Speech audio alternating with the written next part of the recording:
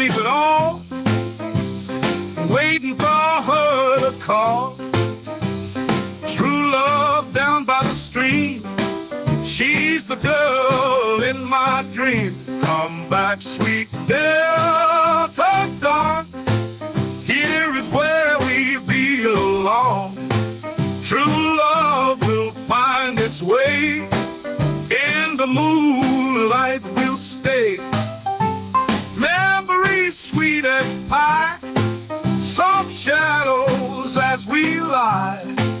Hear that sweet jazzy tune beneath the southern moon. Come back, sweet Delta Dawn, here is where we belong. True love will find its way, in the moonlight we'll stay. Memories sweet as pie, soft shadows as we lie. Hear that sweet jazzy tune beneath the southern moon.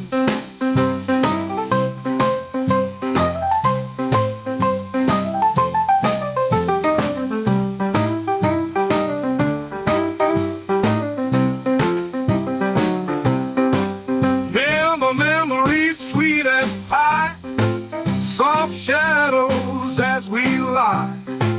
Hear that sweet jazzy tune beneath the southern moon. Feels like she's in the air, love's whispered everywhere.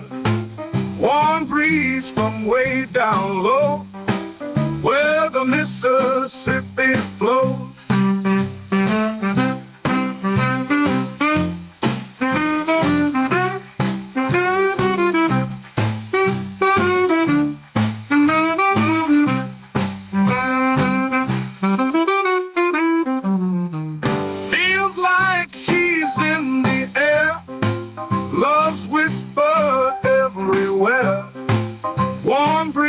From way down low, where the Mississippi flows.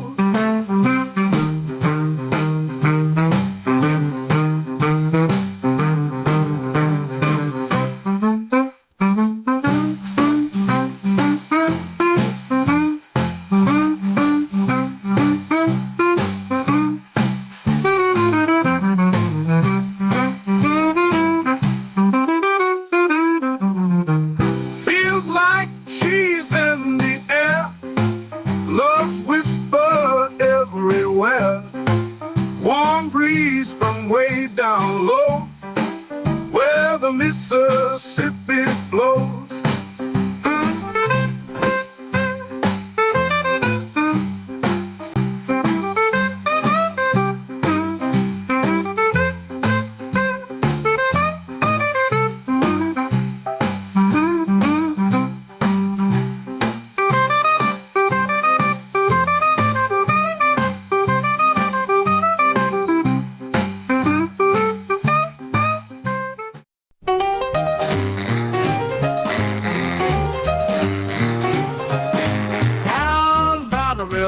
Where we used to play, miss those sweet whispers, wish you'd come and stay. Memphis nights are lonely, stars don't shine as bright. I'm dreaming of your smile, longing for your light. Come back to the Delta, my heart's calling you. True love never fades, baby, make it true. Found your old letters, tears upon the page. Each word a memory in a time-worn stage. Delta breeze is blowing, carries my plea. Return to the rhythm, set my soul free.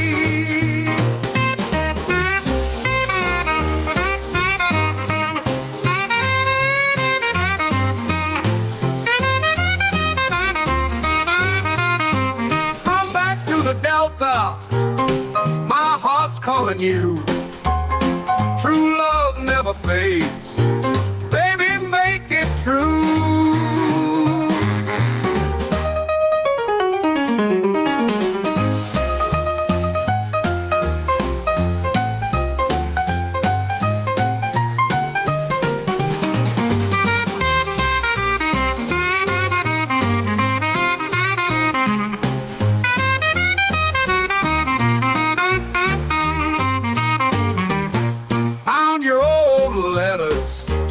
on the jazzy too.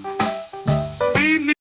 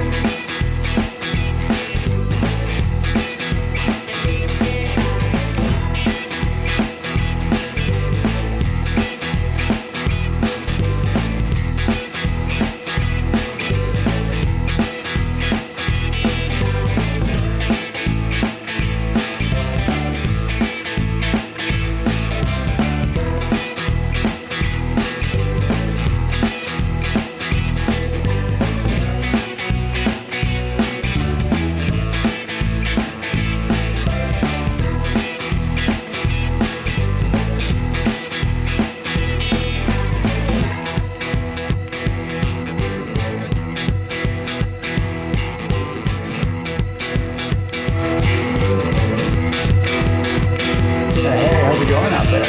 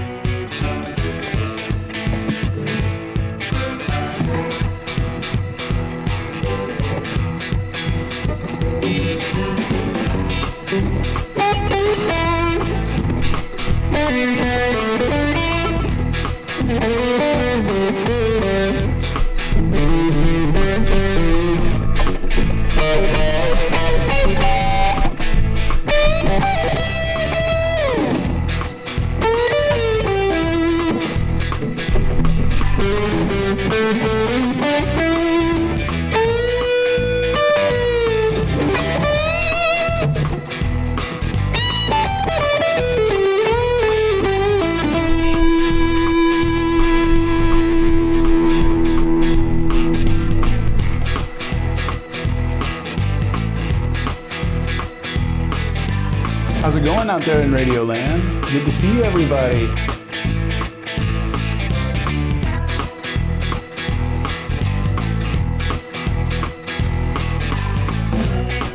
Oh, let it ride, let it ride.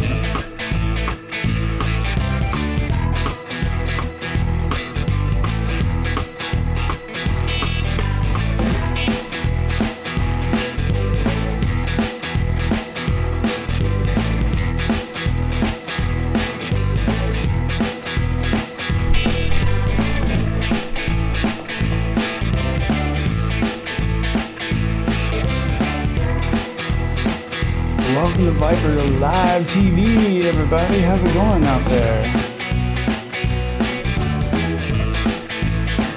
Oh, just getting our groove on.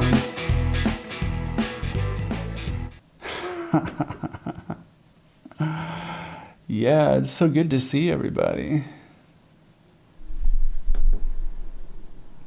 So, the first thing that I wanted to point out is that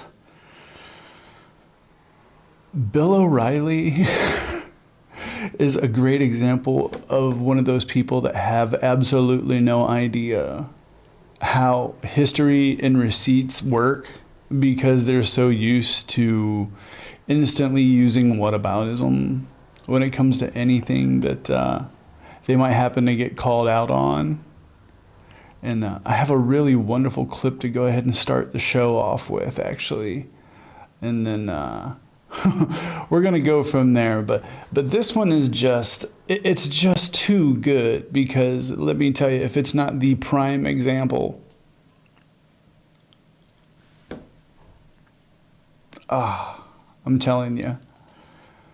But first I want to point out, for somebody who does no drawing whatsoever, boy howdy, Donald Trump seems to draw a lot. Look at that. That is a lot. And you know, it's kind of funny when you think about it too. Is it why is it that failed artists constantly become fascists? I don't get it. It's like who's some other great examples? Michael Knowles. Michael Knowles is a failed actor. Ben Shapiro is a failed screenwriter. And apparently we all know the famous Mustache Man, who is a failed artist. And there's just something about, what is it that when people try to make art and they can't do it successfully, that they instantly turn to fascism, either to grift or to get power. It's like they weren't, they weren't good enough to actually be accepted as actual artists. So therefore, they end up becoming fascists. And I don't know what it is. It seems to be a going thing, especially in the right-wing ecosphere. But I just had to point this out, how ironic it was that, like, as you can see, like, if you look, it says I don't draw pictures. Those are pictures. Those are a lot of pictures. And what this has to do with is that body thing that I guess it was a really gross kind of birthday card that he wrote for Jeffrey Epstein. And I just had to point this out, that not only is it direct contradiction to what he was saying, but also what is it with failed artists and fascists? I don't know. It's a thing that we'll never be able to figure out.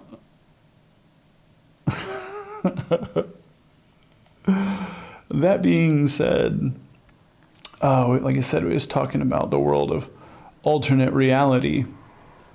And there's a really great example right here from Bill O'Reilly, actually, who he either can't remember history or he's just so used to lying that it just comes completely natural. Look at this mess. Watch.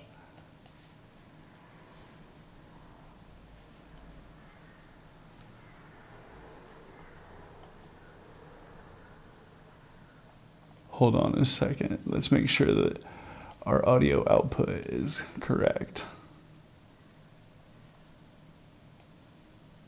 Okay, there we go.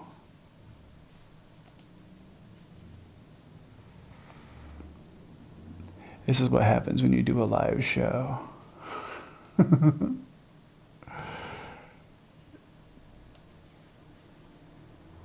So, get this. This is just absolutely amazing. Let me stretch this out for everybody. There we go. Just watch this shit. This is astounding.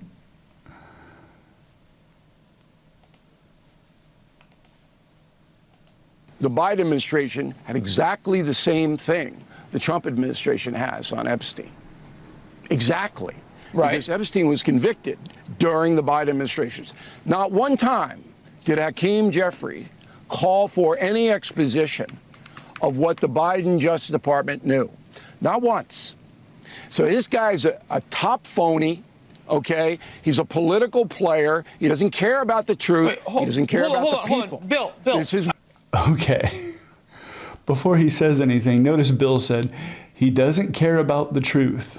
Let's go ahead and remember that that's something that Bill O'Reilly said.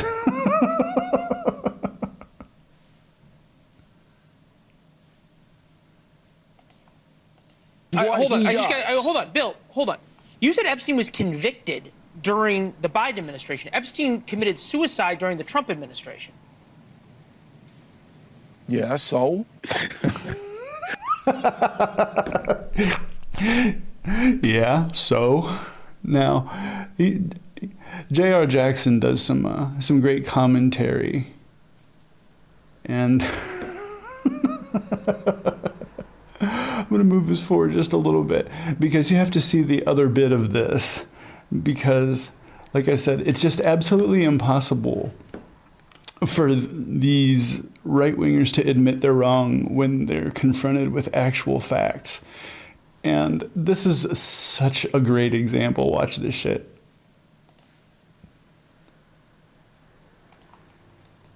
Let me let Leland Vittert continue to school Bill. Okay, under Merrick Garland's Justice Department. That could be. Am I wrong on that? I don't think so.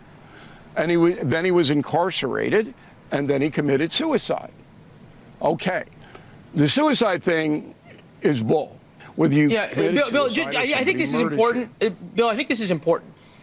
He was arrested in 2019, and he committed suicide in 2019. He died August 10th of 2019. So the Biden administration was not involved in a conviction or a trial of him. They were of his madam, of Ghislaine Maxwell. Okay. And that's a good point of clarification. But he was arrested and indicted under Merrick Garland. No, under Trump. Who had all under of the Trump. information. Epstein was arrested, indicted, and committed suicide under Trump. In 2019, Trump was president. Merrick Garland was not the attorney general. Okay.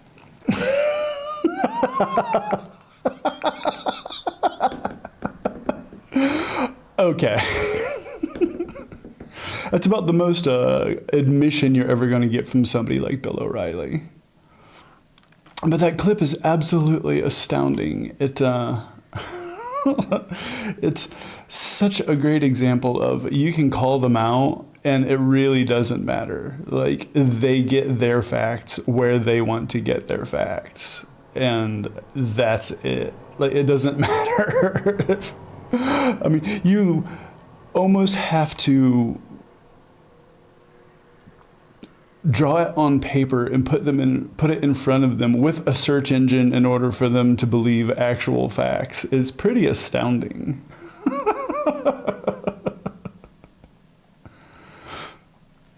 Like, I was just, scrolling through, taking a look at some things, and the PBD podcast is totally crashing out. And the best part is like Vinny using CNN to back up his claims. After like every person that supports the podcast said that that would just immediately dismiss anything from CNN or any sort of mainstream media in a debate, no matter like how solid the facts. It's just absolutely amazing because it actually, like, I don't know, ends up undermining his case because he can prove, Vinny can like use CNN to prove the results for the Epstein searches are up. And because they've undermined the credibility of every sort of news source that they don't say is trustable, then they end up just completely undermining their own arguments. It's absolutely astounding. Yeah, it does need the Curb Your Enthusiasm clip. That's absolutely right, Godfrey. And like, think about it too. Like, I was also thinking, when it comes to this whole like not being able to remember exactly who did what, like, remember Jerome Powell and Christopher Wray were both appointed by Trump?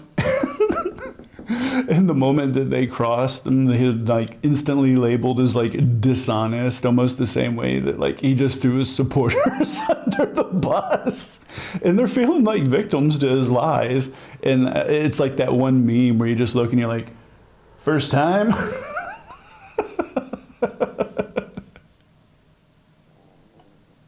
I mean, they just keep trying to say that like inflation is low, whereas like inflation actually ticked up to like 2.7%. The amount of revision that this administration has to do in order to not look like complete failures is absolutely amazing.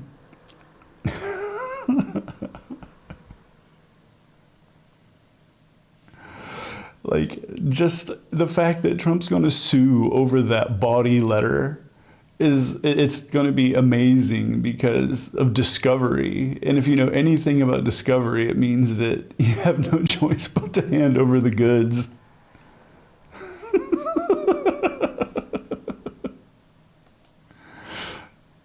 So, I don't know. Things keep leaking out more and more and more each day.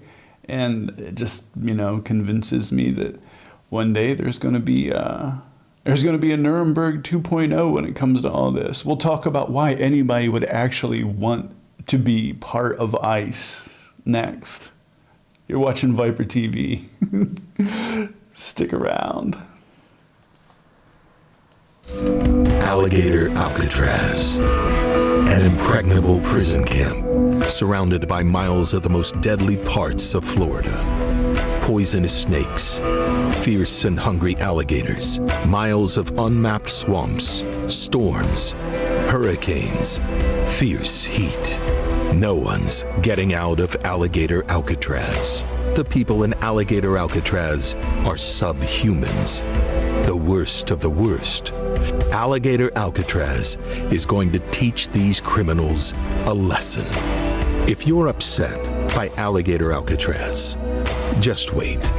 Because when the Trump era ends, we're keeping it open for the corrupt crypto scammers like Don Jr., who cashed in on the presidency. Keeping it open for folks like Stephen Miller, Kristi Noem, and Tom Homan, who ignore the law, ignore court orders, and deploy masked cops in warrantless raids.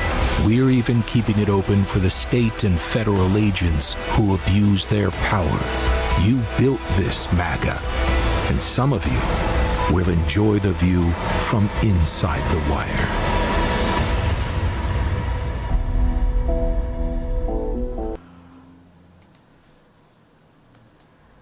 Hot diggity damn. If that wasn't an advertisement, I don't know what was. So, let's talk a little bit about why somebody would actually want to join ICE. Why would you want to join ICE? The same kind of people who join ICE are the same kind of people who, back in the day, they had absolutely no problem being slave catchers. They were the people who turned in Jewish people during the Holocaust. And there's always been these kind of people just throughout history who they just suck. And ICE is an absolutely perfect job for them. Check this out. 4 reasons why being an ICE agent is actually really hard. Number 1. Everyone hates you. You probably go online every day seeing people talk about how much they hate your guts, and that's because you're inherently unlovable. No one wants to be around you because of how badly you suck, and that's probably why you have to make everyone else's lives so miserable. Reason number 2. They're ugly. It's not easy being unattractive. Not that I would know from experience, but I can only imagine how hard that is. That's one of the reasons why so many of them are forced to hide their faces. If they don't, it might make the people around them start vomiting profusely. The last time I saw the face of an ICE agent, they had to put me in a medically induced coma for a week. Which leads me to number 3. No one wants to have sex with them. It's no secret that being an unlovable, hideous loser makes it really hard to get laid. So ICE agents are incredibly touch-starved. They have to get... It explains so much why they wear the masks now. Ah, I get it. Why is it that the people that always say that they're white supremacists are usually the least supreme looking? That's my question.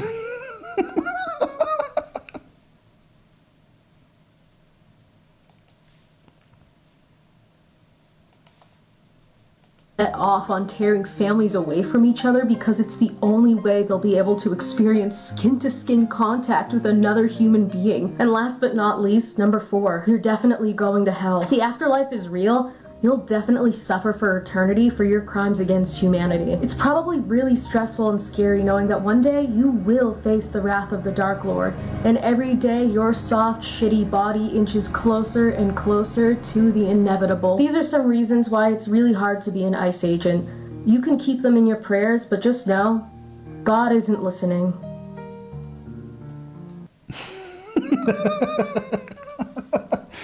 So I guess that's a pretty good explanation to me as to why somebody would actually want to be an ICE agent.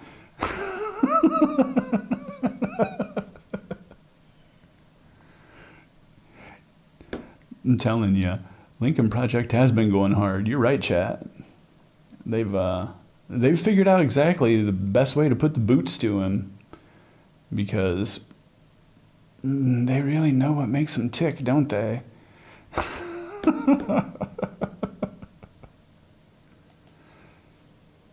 So, with that being said, I want to go ahead and talk a little bit about, well, there's a little known,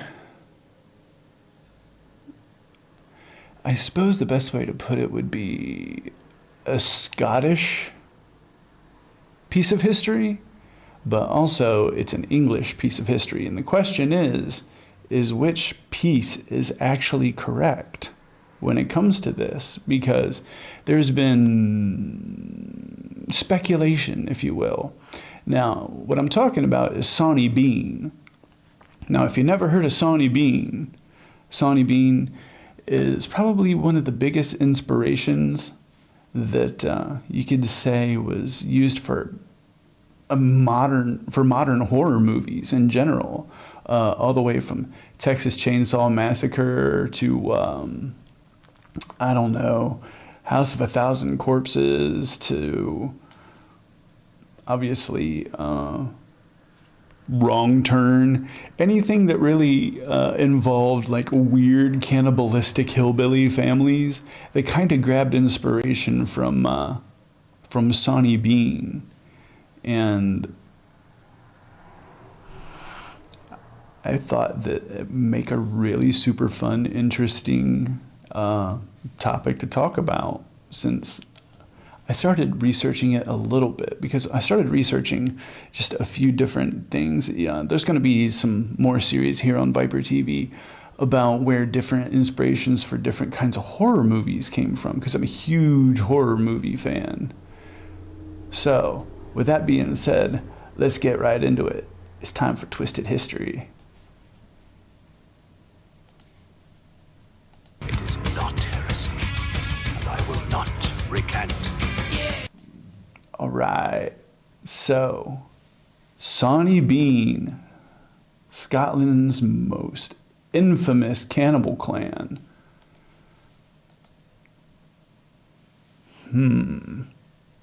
Well, let's take a listen. Maybe we can come up with some conclusions of our own at the end. What do you think?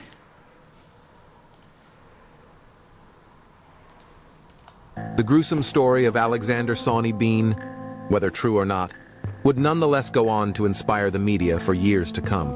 As it turns out, Sawney Bean is even behind the true story of The Hills Have Eyes, a horror cult classic. Some assert that Sawney Bean was a real person, while others consider him a mythical figure. The story is a tale of real horror. Sawney Bean, Scotland's most famous cannibal. The head of a 45-member clan in Scotland, Sawney Bean allegedly killed and cannibalized over 1,000 victims in the early 16th century. But did he even exist? Little is known for certain about his early life. However, Sawney Bean is believed to have been born in East Lothian in the late 15th century and was a tanner by trade. The latter part of his life is a little better documented following his relocation across the country to Ayrshire and his marriage. The newlywed Mr. and Mrs. Sawney Bean set up home at Benane Cave by Ballantrae in Ayrshire, Scotland. Benane Cave was rather an imposing abode, with tunnels penetrating the solid rock and extending for more than a mile in length. In addition, the accommodation featured lots of side passages where a young couple could extend into and convert over the next 25 years to accommodate a growing family. The cave's entrance was flooded for several hundred meters, twice a day at high tide. A nice drought exclusion feature. Lacking a trade, it was Sawney's plan to support his new wife on the proceeds of robbery. It proved a simple enough matter to ambush travelers on the lonely, narrow roads that connected the villages of the area. Then it dawned on him that in order to help make sure that he could never be identified for his crimes, he should murder his victims to avoid those unnecessary visits to the shops for provisions, whilst at the same time disposing of any evidence. He came up with the bright idea of butchering the bodies to provide a high-protein diet of human meat for himself and his wife. The high-protein diet seemed to have been effective as Mrs. Bean began. It's those high-protein diets, I'm telling you, every time. Isn't that what the red pill manosphere folks do, where it's just like nothing but just straight meat, so you just smell like the meat sweats at all times? I don't trust anyone that doesn't like sweets, okay? That's just me.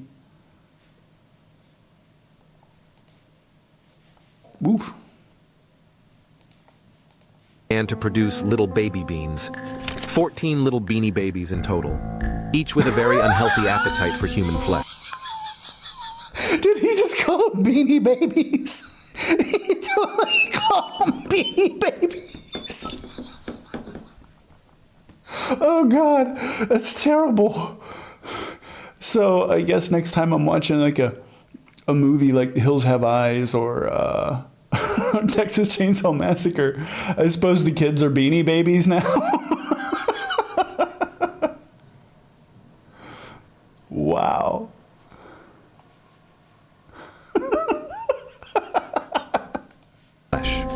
As the Beanie Babies grew up and in turn, through incest, produced Beanie Babies of their own. Their cooking pots increased in size dramatically.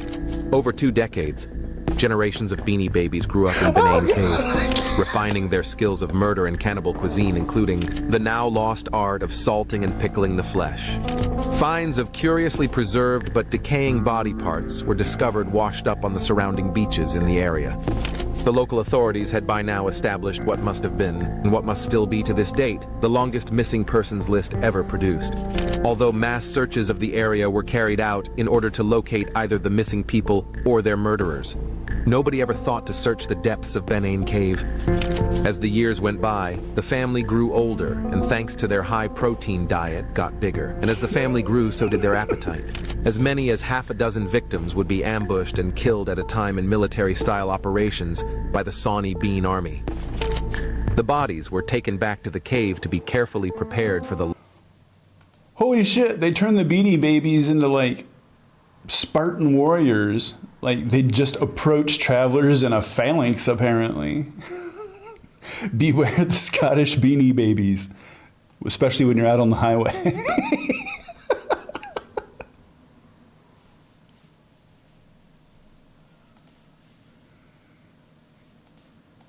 larder by the women folk. Even in the best planned operations, however, things sometimes go wrong. It happened one evening for the Sawney Bean Army, when they attacked a man and his wife as they were returning home from a nearby fair. One group pulled the woman from her horse and had her stripped and disemboweled before the other group had a chance to wrestle the man to the ground. Realizing the fate that was about to fall him, he fought desperately to escape, driving his horse into and over his attackers. As he fought for his life, a group of 20 or so people also returning from the fair happened upon the scene. After a brief and violent exchange, the Sawney Bean Army found itself, for the first time ever, at a numerical disadvantage and promptly retreated back to the cave to consider this situation. As they retreated, they left behind the mutilated body of a woman as evidence, a score of witnesses and one very angry husband. The man was taken before the Chief Magistrate of Glasgow, who, after hearing the tale and putting this together with his longest missing persons list ever and the many reports of the mysterious pickled body parts, decided to take the matter straight to the top. King James V promptly arrived in Ayrshire with a small army of 400 men and a pack of tracker dogs, and together with a band of local volunteers, launched one of the biggest manhunts the country had ever seen. Like before, the search extended through the Ayrshire countryside and coastline, and like before, nothing was discovered. That was, however, until the dogs picked up the scent of decaying human flesh whilst passing a partly waterlogged cave. The manhunt was closing in. By torchlight, the troops entered Benane Cave, and with swords drawn, they proceeded down the mile-long twisting passage to the inner depths of the Sawney Bean family lair. Nothing could have prepared them for the sight they witnessed that day. The damp walls of the cave were strewn with row upon row of human limbs and body parts, like meat hanging in a butcher's shop. Other areas of the cave stored bundles of clothing, piles of watches and rings, and heaps of discarded bones from previous feasts. After a brief fight, the entire Sawney Bean family, all 48 of them, were arrested and marched off to Edinburgh by the king himself. Just a side note, you know it stunk in there. Ooh, you know it was foul. You can actually find shorts of people going into the Sawney Bean Cave and like spending a night there. And I'm curious if if time has allowed that to air out, because man, that had to have been rough.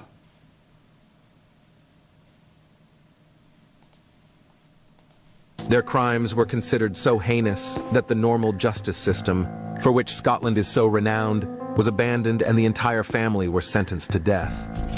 The following day, the 27 men of the family met a fate similar to that of many of their victims, by having their legs and arms cut off and being left to slowly bleed to death, watched by their women. The 21 women were burned like witches in huge fires.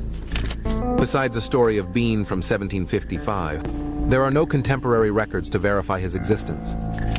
There are also no records of the missing persons, the various innkeepers forced to abandon their trades, or even the 400-person manhunt led by the King of Scotland himself. Indeed, Yeoman asserted that if the king had led a charge to dispose of a family of cannibalistic Scots hiding in a cave, there most certainly would be a record of it. So where did this legend originate? Some historians, including Yeoman, contend that it was simply an English propaganda tool. It sounds like the plot for a box office topping horror film, and that's... It really does sound like a propaganda tool. If they can find no records, if there's absolutely no records of any of these deeds or any records of the trial, what's to say that it's not propaganda? Especially because, I mean, you know the historic hatred of the English and the Scottish back and forth. I find that extremely interesting, almost in the way that Elizabeth Bathory, or Elizabeth Bathory, depending on if you want to be correct or not. But, you know, she's labeled as the Blood Countess, and she did all these extremely, very hideous, vile acts. And apparently, if it was real, then that'd have been that. But also, she was on the losing end of a war, and it's really easy to get your name slandered through history if you lost the war, because they just imprisoned her behind the walls of her own castle. And I suppose if you don't have a public trial, you can just say that happened and put forth that kind of justice, if you will. But if there's no record of it, how's it real? That's my question.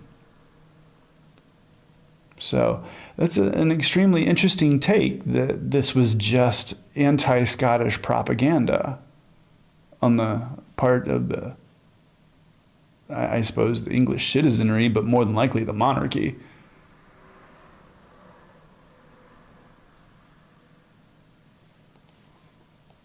It's because it was invented to serve a very similar purpose, to sell books, Yeoman said. It also has a more sinister subtext. The books it sold were published not in Scotland, but in England, at a time when there was widespread prejudice against Scots. Yeah. Yeoman said that the English media often portrayed the Scottish as sinister barbarians during the late 17th and early 18th centuries because the Scots were trying to reinstate one of their own on the British throne. In an effort to disenfranchise their cause, such stories were passed along. And the name Sawney was actually a term used to describe a cartoonish Scottish character. It's like calling a cartoon Irishman Paddy. The Sawney... No, you'd never slander your political opponent just to ensure that they didn't have an area that they would be able to represent their people, an area that is inside of actual power structure. People wouldn't do that. Come now. It's not like they were an independent nation vying for their own sovereignty, and instead they were demonized. Never heard of that happening before. Donnie's story was a dig at Scots, a people so barbarous they could produce a monster like Sawney, who lived in a cave and ate people. And that's the chilling tale of Sawney Bean and his gruesome clan. If you enjoyed this dive into Scotland's dark history, be sure to hit the like button and subscribe to our channel for more eerie legends and historical mysteries. Don't forget to ring the bell so you never miss an upload. So, that's the question. Is it real? Did it happen? Was it only to sell books? Was it anti-Scottish propaganda from the English? Nobody knows. But that story's always been extremely interesting to me, you know, especially being somebody who's a big horror fan. And, you know, I get to have a little section called Twisted History. And boy, my curiosity isn't piqued now. I don't know what it is. I'm going to have to definitely do some research into, whether this was actual crime that was accounted for, but with no records. That sounds familiar.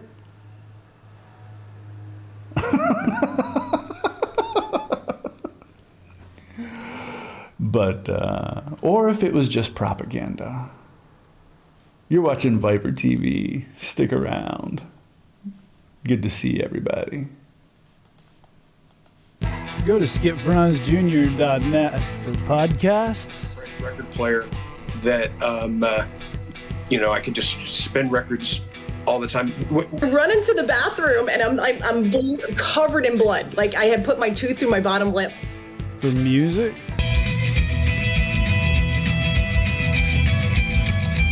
For gaming and pro-liberty game rants.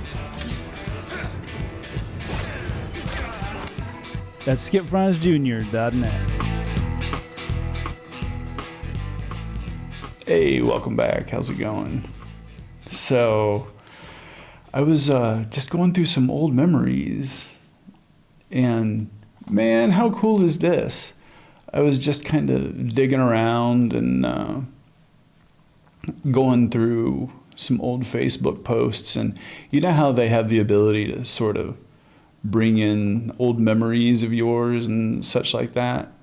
Man, how cool is this that...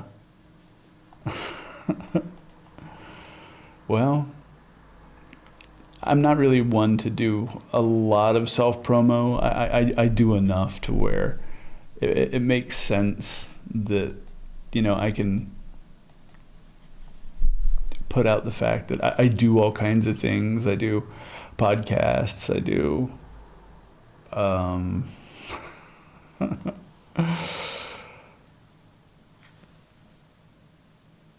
audiobooks, music, videos. It becomes a little tricky to remember all the shit that you do when, like, all you do is shit.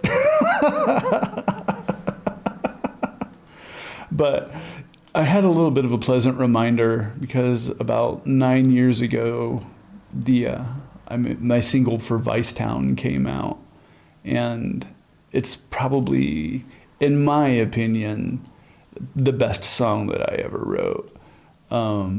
It was really cool because I took the idea of taking swing changes and putting them at punk rock speed with Ennio Morricone style trumpet that, it also combined with Jim Jeffries' psychobilly guitar. Now, if you never heard of Jim Jeffries, he's not only the leader of the Whip-Crackin' Daddies, but he also played with Mad Dog Cole and also the Caravans. All fantastic bands. If you ever get a chance, make sure that you check them out.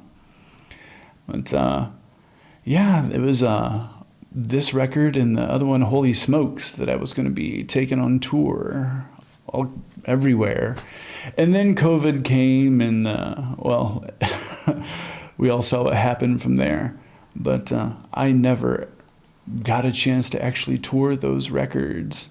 So if you actually want to hear something cool that you probably never heard before, go ahead and give those 2 records a day in court. The really cool thing about the Vicetown record was it's kind of the more upright bass focused record, where I actually played upright bass on every track and sang, and also did quite a bit of the guitar and drums on it. But I was really fortunate because I had to get some really, really amazing players to fill in roles that I couldn't. Like, we had Carl Sonny Leyland on the piano on the song Dust Bowl. He literally tuned his entire piano down like a half a step in order to fit the song, because I tuned a half step down in order to write the song. didn't charge me any extra to do that. Absolutely amazing. Obviously, I said Jim Jeffries was on there, Stephen Kuster. He is the pedal steel player in one of my old bands, the High Street Lowlifes. Who else do we got on there? My good friends from the Ninth Street Stompers, Lon Dalton, John Bulware. I think we got, if I'm not mistaken, I think that I got Mr. Jeff Rome, I think is his name. We haven't played music in a long time. But no, it's Jeff Kelly. Sorry. I was thinking of my luthier. But Jeff Kelly, got him on trumpet. Both those records, they don't sound like each other, but the first one's, like I said, it's a lot more upright bass oriented. The second one is it's a hodgepodge. It's got everything from North Mississippi Hill Country Blues to like some actual literal punk to rockabilly to some instrumental surf tune. It was just kind of nice seeing this memory pop up, because it's like, oh yeah, I forgot I actually do make records. Eventually, I'm sure I'll make a third one, but all the time that had been spent doing that was actually spent making the Darkest Before Dawn documentary, which, if you haven't seen that, it's a great look into America in 2025. It goes all the way from talking about how the Southern strategy is actually a thing, but because bigots are cowards, they had to flip that around to their own propaganda. And another thing was, well, Roy Cohn. Roy Cohn is the reason that America is in the political way of thinking that is just mired in this idea that you just can't be wrong. You know, I think it was, in fact, right here on the Epstein files recently, Trump said that, well, it wasn't Trump actually, it was Elon Musk who said about this scandal, said his playbook is admit nothing, deny everything, make counterclaims, but this time it won't work. And when he wrote that, that was really, really interesting, because it really did highlight the fact that you cannot Roy Cohn your way out of this situation. This is, I'm telling you, this is not going away anytime soon. And you've heard of the Streisand effect. I think it's now going to officially be known as the as the Trump Epstein effect. So that shit ain't going nowhere, son. So do me a favor. Stick around. I'm going to put some tunes on. I'm going to set some things up. And let's see if we got time to burn down a slave mansion. So I will be right back. Give me 2 seconds. I'll give you something to listen to. ViperTV is going nowhere.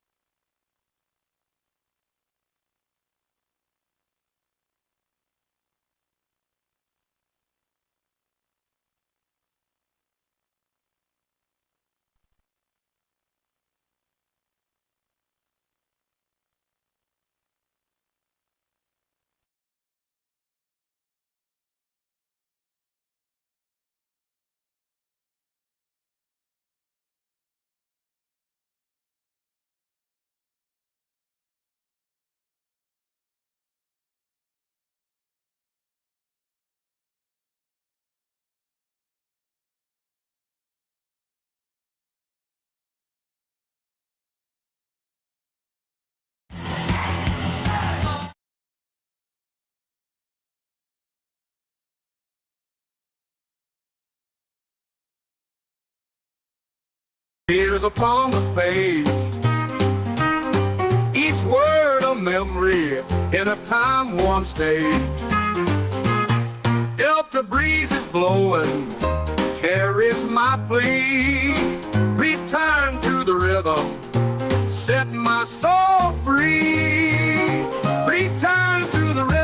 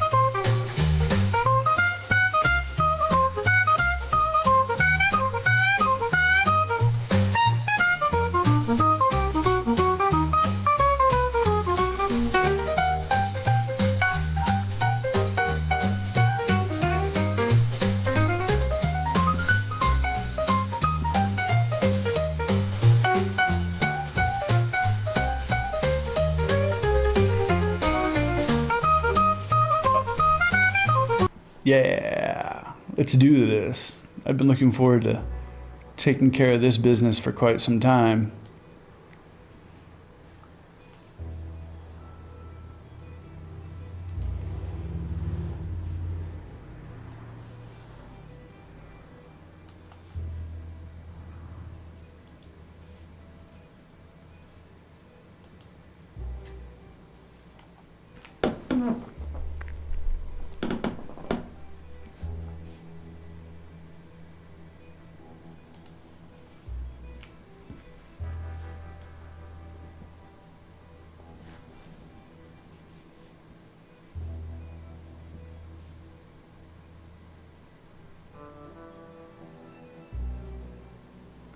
Now, feel free to ask any questions you want to in the chat.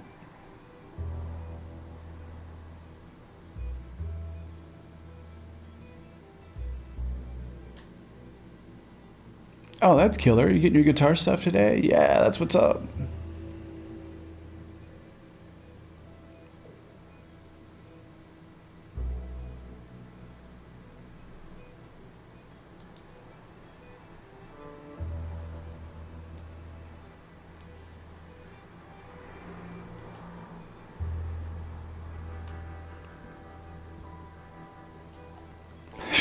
Funny enough, speaking of Sawney being in this game, there is totally a family that would be considered the same as Sawney Bean, because they are, well, I guess the best way to put it is they're cannibals. But I have been extremely excited to burn down this slave mansion. And we're going to do it live on ViperTV.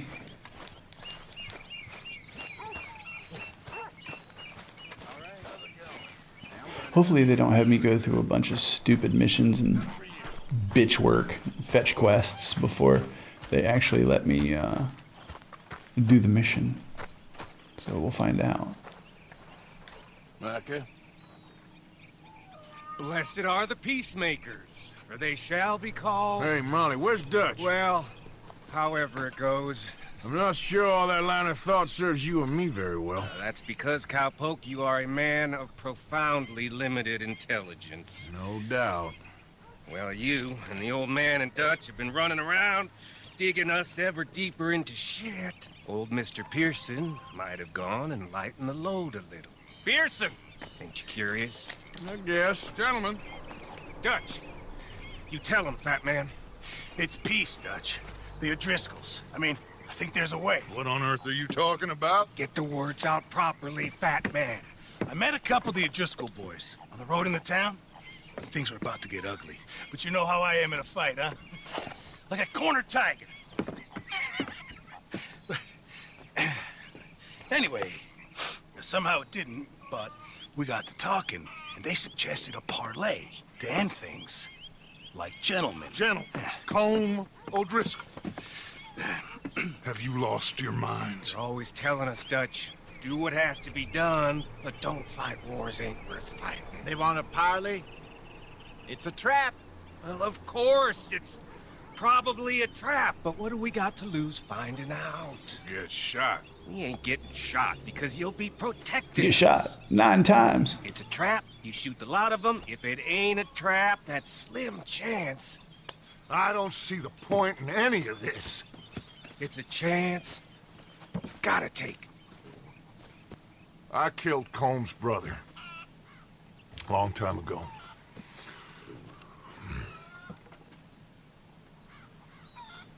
Then he killed a woman I loved dear. I guess that explains the rivalry. As you say, it's a long time ago, Dutch.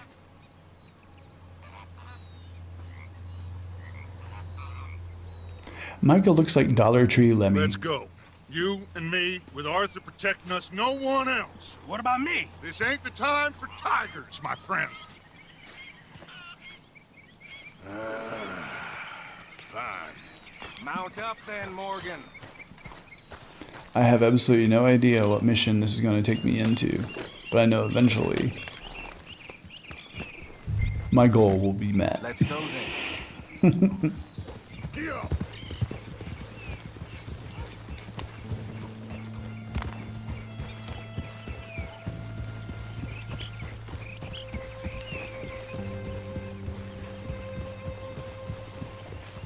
You know, So has everybody got weekend plans? so long now, I can barely remember a time when it was different. You're still fighting him now. Make no mistake of that. Here he goes, Doubting Thomas. Is there any plan you ain't sour on? Well, maybe you're right. I'm just nervous. Let's not waste any more lives needlessly. I ain't costing lives here. I'm Well, saving them. What did you say? there's some that Coming after us? if they're lost, it's not like their lineage is really going to be missing anything. Mostly ex-Confederate soldiers and Who knows when Klansmen. this local hillbilly thing will come to a head? Can we really afford to be fighting on all these fronts? And O'Driscoll.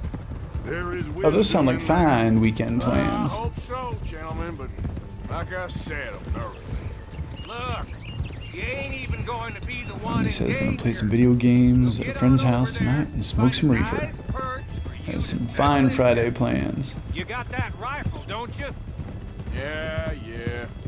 Then me and Dutch walk right in to the lion's den with you to cover us. Okay, just keep calm, unless I give you a reason not to. Oh, we'll be fine. We got you. I will do my best. Oh, my dear and trusted friend, with you watching over me, I would walk into hell itself. As would I. Oh, and cleaning the garage. Get a fan, because that garage gets hot.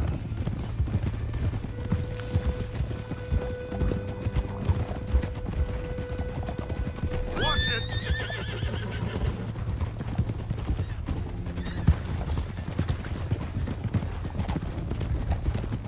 Hey, up there. Men on the ridge. O'Driscoll's, from the look of them. I don't like having eyes on us. We're close. You'll be the eyes soon enough. Maybe he's right, Dutch.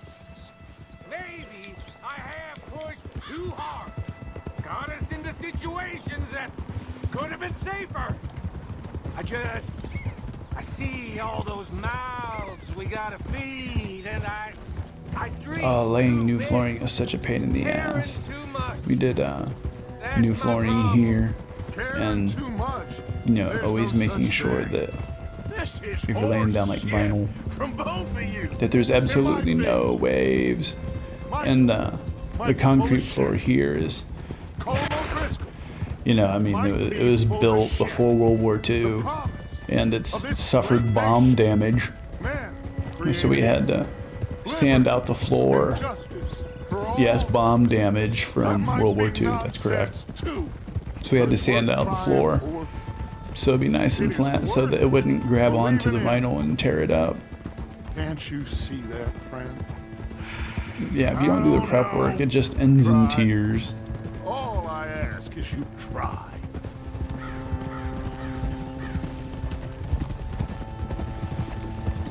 All right, cowpoke. You're gonna peel off up ahead. We'll be meeting down on the plain. Find a spot just above us where you can keep an eye on things. All right, all right. However this shakes out. The way he said, we can keep an eye on things, he sounded like Dale Gribble. We'll be there, partner. In fact, I would lose it if found out if the person who played Myco is actually the voice of Dale Gribble.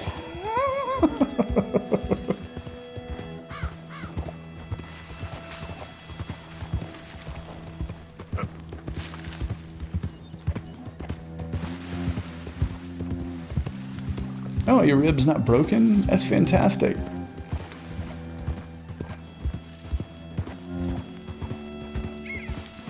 We were all worried. Okay then.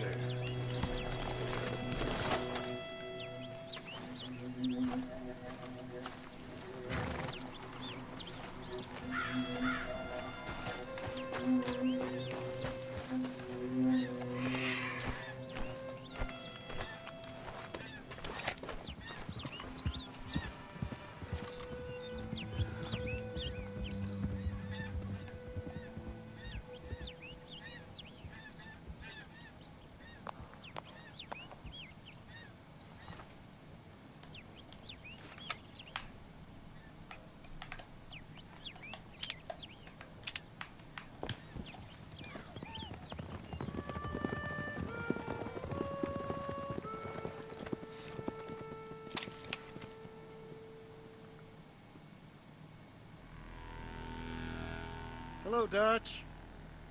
It's been a while. Sure.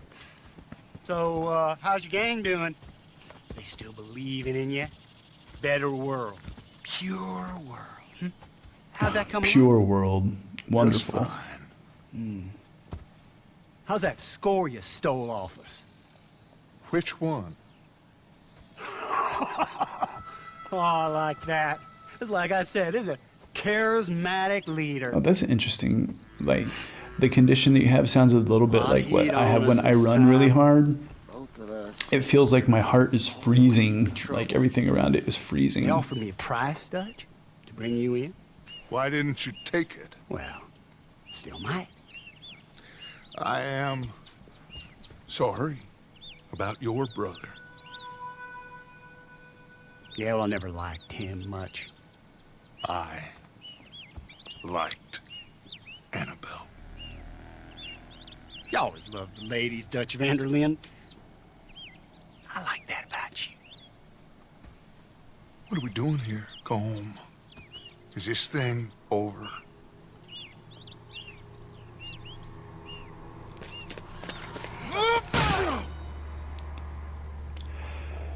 Well then.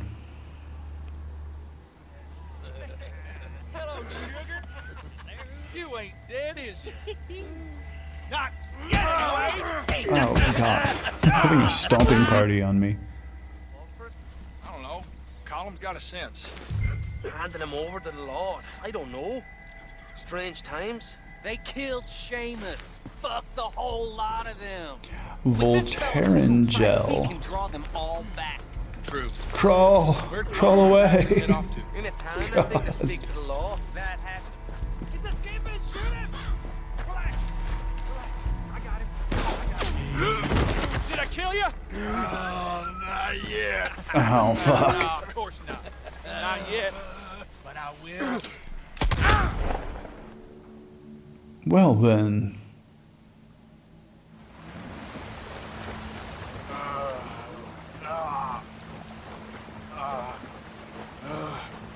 I get to be human cargo. Wonderful. And the shoes on the other foot.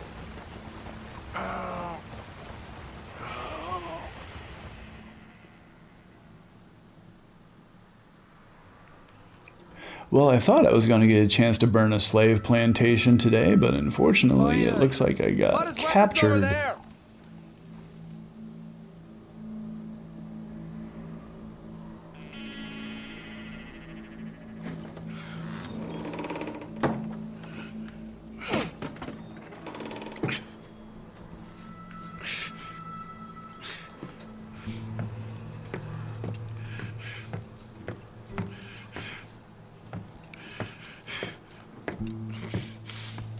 Arthur Morgan.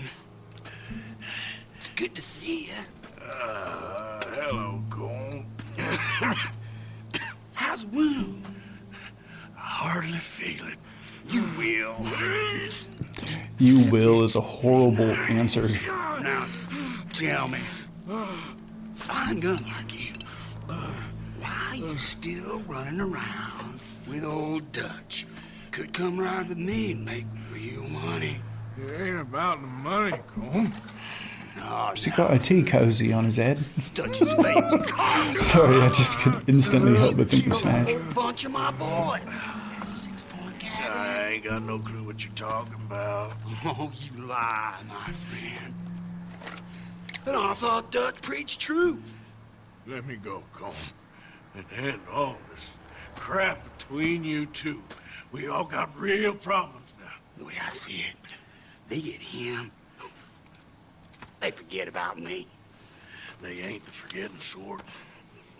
If I were you, I'd run as soon as I had the money. Oh, I know you would. But see, we lure an angry Dutch in to rescue you. Grab all of you and hand you in. Then disappear. So you only met with him to grab me? Of course. He's gonna be so mad. He gonna come raging over here. And a whole lot of you. And the law will be waiting for him. Arthur. They're gonna use me as bait. Those motherfuckers. Oh.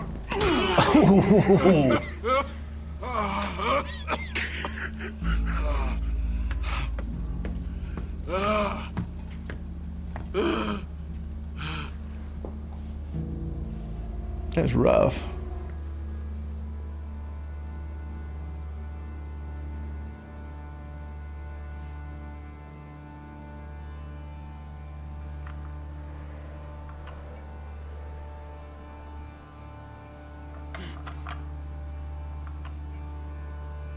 Ooh.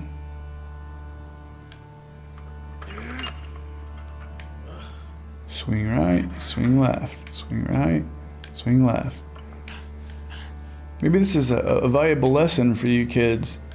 If you're ever caught in a situation like this, I guess either you have two options. Continue doing the swing thing that I'm doing and then grab the file, or just say the safe word. And, well, we all know that happens after that. Burn!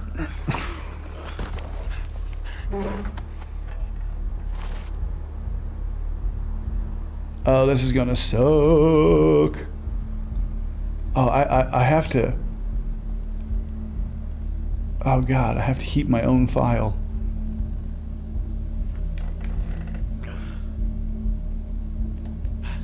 Ah! Oh, they're making me twist it. Yowza. Oh, that's crazy. The controller is like vibrating like it's your heart because you know how much this is gonna fucking suck. Oh God. Here we go.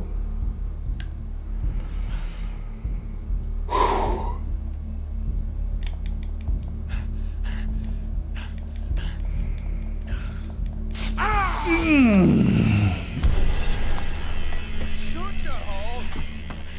I don't want to go to Mexico. I want to go home. Home. Hold on. Oh man. Self-cauterizing.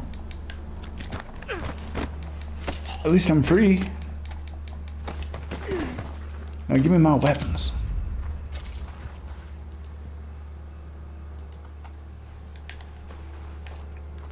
Oof.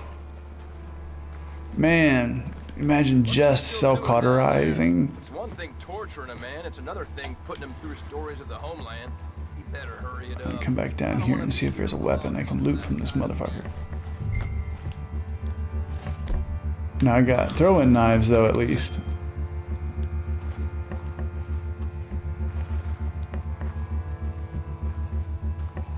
Oh, this sucks. Okay.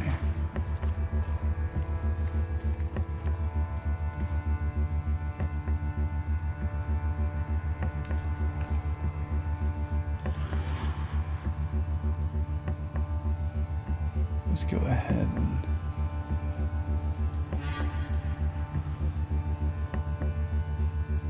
go full screen so that I can actually see what that. Okay, my weapons are over there. Let's hide back down in here for a second. Okay.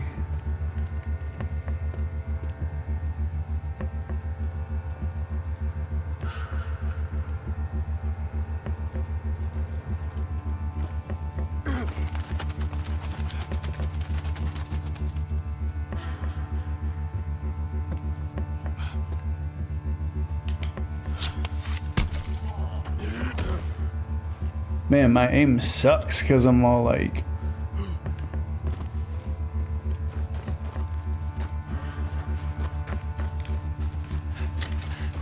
hurting and I need food.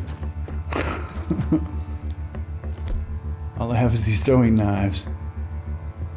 But I think in here in this shack is a weapon.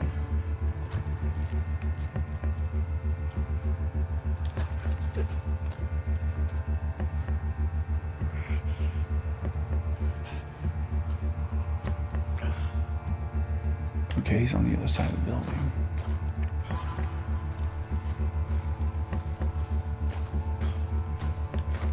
Yeah, there we go. Recover those weapons.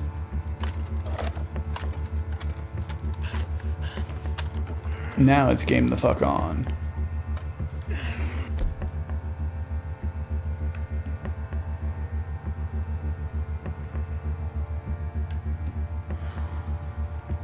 Some high velocity ammo. I'm done playing with these sons of bitches. Do I have any food at all? Hey! I guess I can use this opportunity to revitalize myself. What's going on here? You're supposed to be holding Morgan.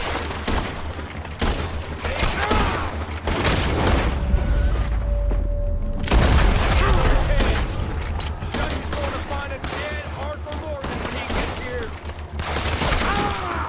Closer.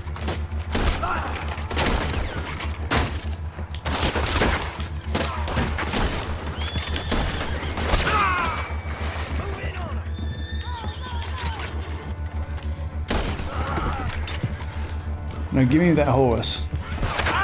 Shit! Run! Run, dude! Go, go, go, go, go, go, go, go, go, go, go, go.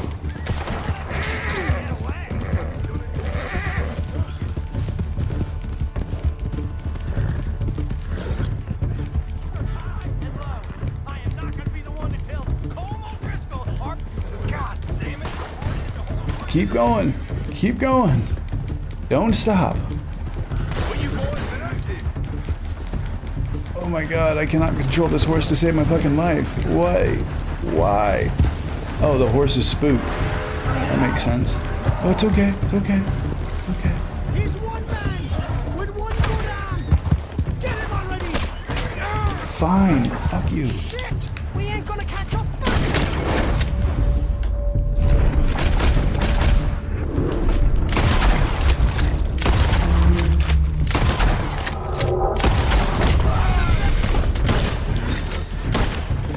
Now ride. Keep riding. Get him back in the cellar.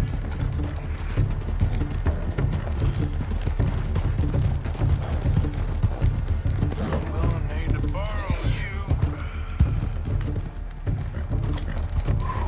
Come on, horsey. I know that. Okay. What happened?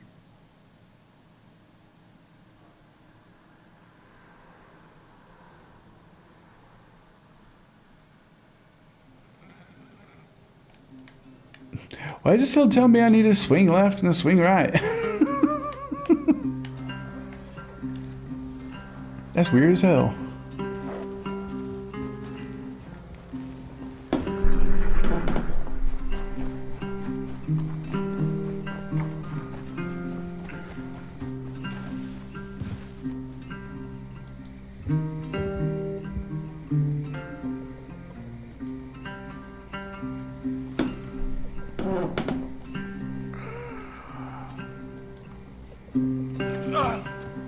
Well, friends, it's looking like we're gonna have to save our slave mansion burning days for another time. It looks like I had to escape the O'Driscoll clan, but the story will continue. My dear boy, what? Make sure you come hang out in the Discord. Come say hey. We're always doing something. I need help! Reverend Swanson's gonna set the law on earth. Oh, of course he was. I'm sorry, Arthur. It is a bit late for apologies. Swanson! Mr. Morgan, you're safe now. Oh, let's get him to bed. You are safe now, Arthur. Okay. I got you. You're safe now. That's pretty. That's real pretty. Miss Grimshaw, will you sit with him a while? Of course. You'll be okay, Mr. Morgan. You're home.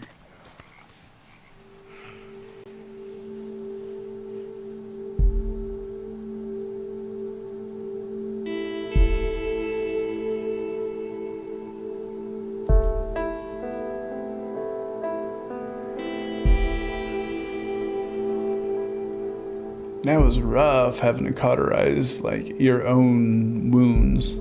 A few weeks later, just always think of that Adam Sandler sketch. I thought I'd be burying you, Mr. Morgan. Well, not quite yet, Reverend.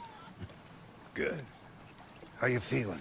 Oh, about the He same. grew a as you. hell of a beard. Apparently, I needed some sleep, and during that time, it was like Rick Van Winkle town. Take care of yourself. You too. It seems like a fantastic time to thank everybody so much for hanging out today during ViperTV. And, yeah. Like I said, come join the Discord. We're always having a good time over there. And maybe we'll make some new friends. Until next week. Later, skaters.